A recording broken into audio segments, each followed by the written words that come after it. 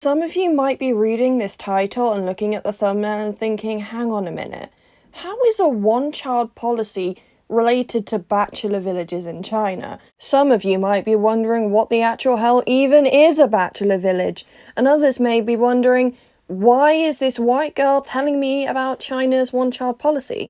I'll be answering the two previous questions throughout the course of this video, and also getting a tattoo put on my avatar that says, "Hello, I'm Chinese," because apparently not enough people can tell based on an anime image. Despite me in several different videos stating that I am in fact Chinese, including the videos that have the comments asking why is a white girl talking about this.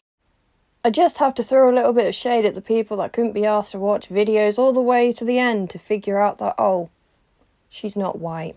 My pasty mixed race ass aside, let's get into this video. So what is the one-child policy?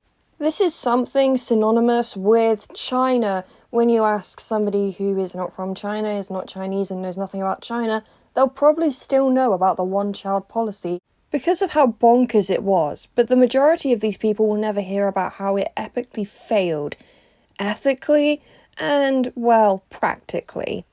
All of the information in this video is alleged. Please, Chinese government, do not come for me. The quote-unquote one-child policy, we'll find out why that's in quotes in a moment, was part of a program designed to control the size and rapidly growing population of the People's Republic of China. Introduced in 1978 by Chinese leader Deng Xiaoping, it was enforced in 1979 after a decade-long two-child policy. The policy was modified in the beginning of the 1980s to allow rural parents a second child if the first was a daughter. We'll get onto this later. The reason why I say quote-unquote one-child policy is because of this rule, and also the policy allowed exceptions for some other groups, including ethnic minorities. For nearly 30 out of 36 years that it existed, 1979 to 2015, about half of all parents in China were allowed to have a second child.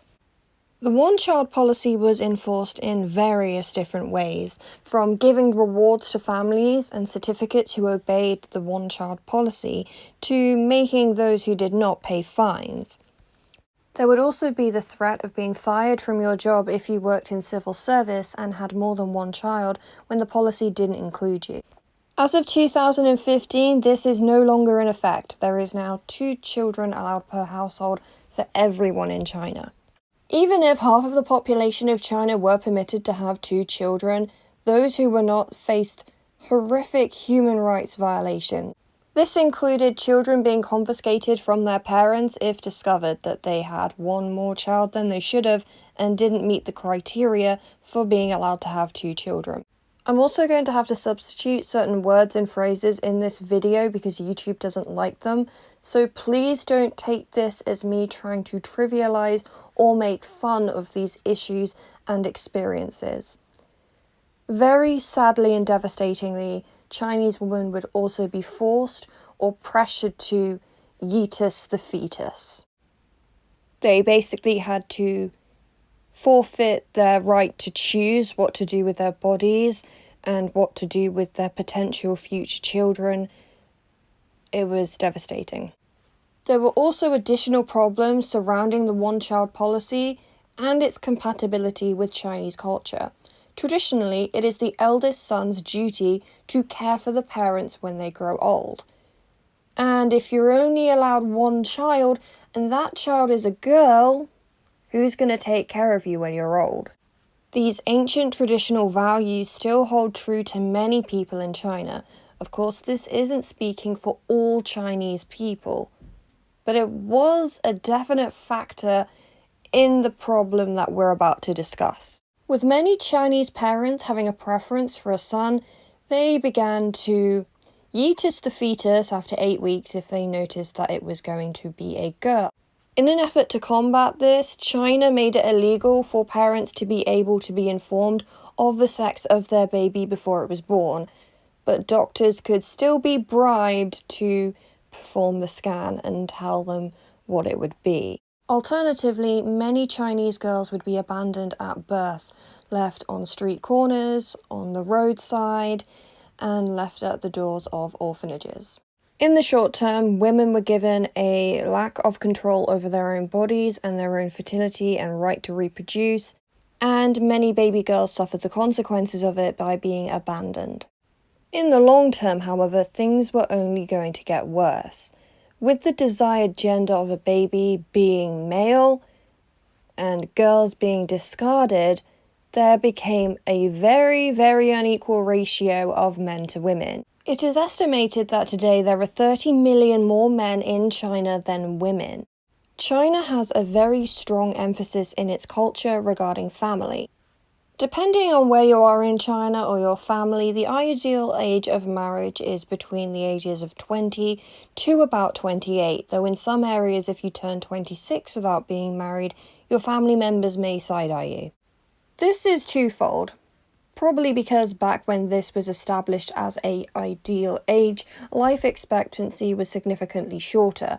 Secondly, it's traditional for the wife to move in with the husband and his parents, so that they can take care of the parents. This is why marriage between the ages of 20 to 28 is the preferred ages for Chinese parents. Get yourself a son, he gets himself a wife as soon as humanly possible so he can take care of you. This is why having an older unmarried daughter isn't the ideal situation for Chinese parents.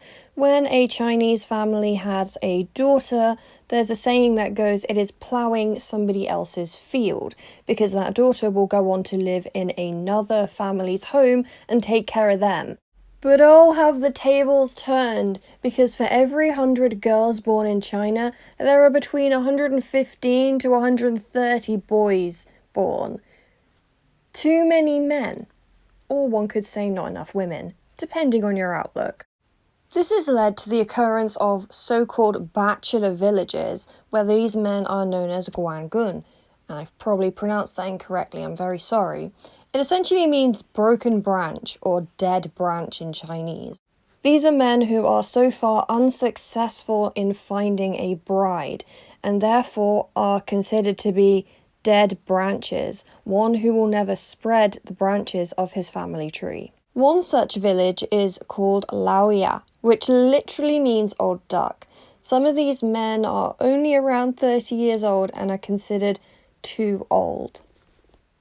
The working class of a person does contribute to how this problem is solved by many different men.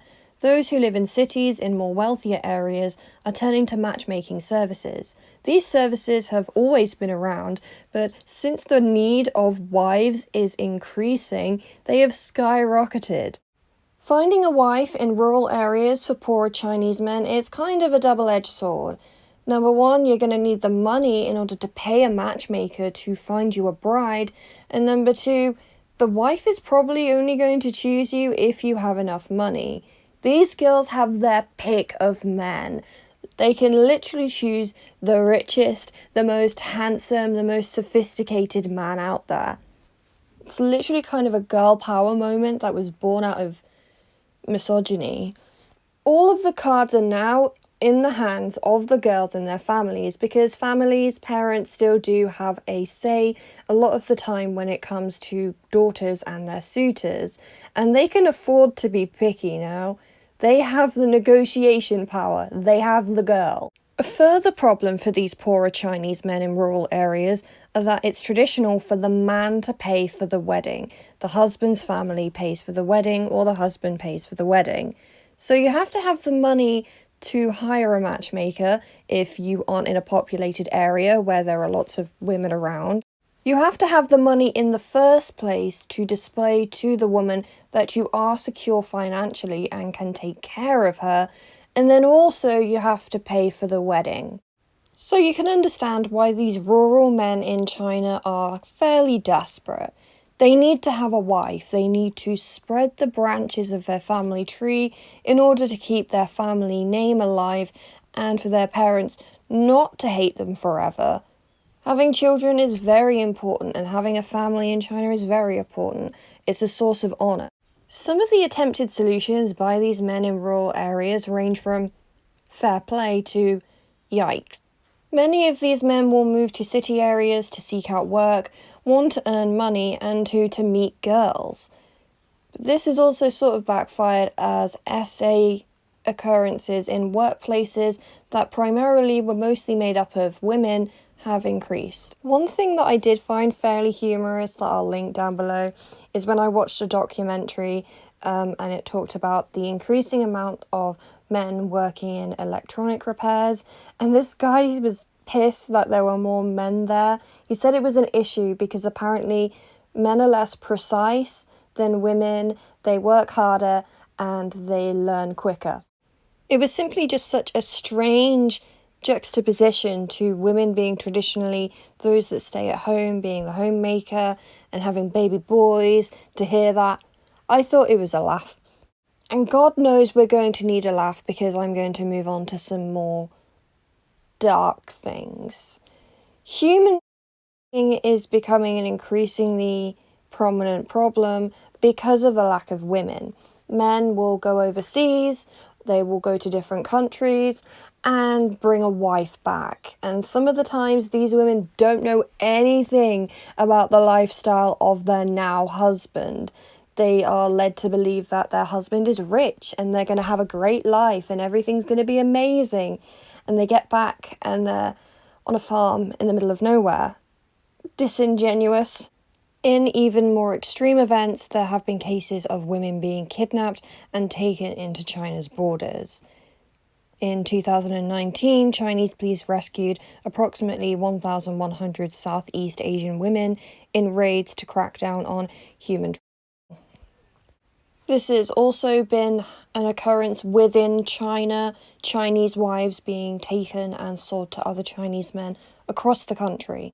The issue is so widespread that computer technician Shen Hao became disturbed about it when reading about it in the local newspaper. He devised a system of playing cards which each would have a woman's face, name, her story, and the circumstances of her disappearance on, and he distributed these cards to taxi drivers, where they could hand out them to their customers in areas where they suspected women had been kidnapped. Should one of their customers see any of these women or have any leads on the whereabouts of any of the women, they could call and give a tip. He initially started a website before realising the cards were a much more accessible resource, as many rural areas in China where these women will be taken to don't have internet access, and the people living in those areas probably don't have enough money to afford a laptop or a phone in the first place. Out of the 30,000 women that have gone missing in China, he has managed to recover 20, which is 20 more than those who have not tried at all.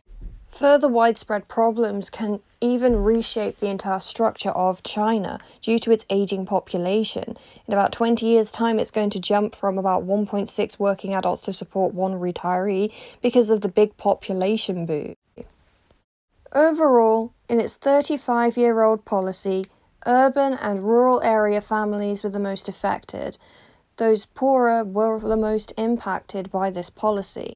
And now the country is suffering the consequence of this, due to the fact that they don't have enough women for their men to marry, bringing dishonour on the family and leaving the parents without caretakers for when they're old. Who knows if the 2015 abolition of this policy will heed any results that can improve the life of Chinese people as well as the wider economy. Only time will tell.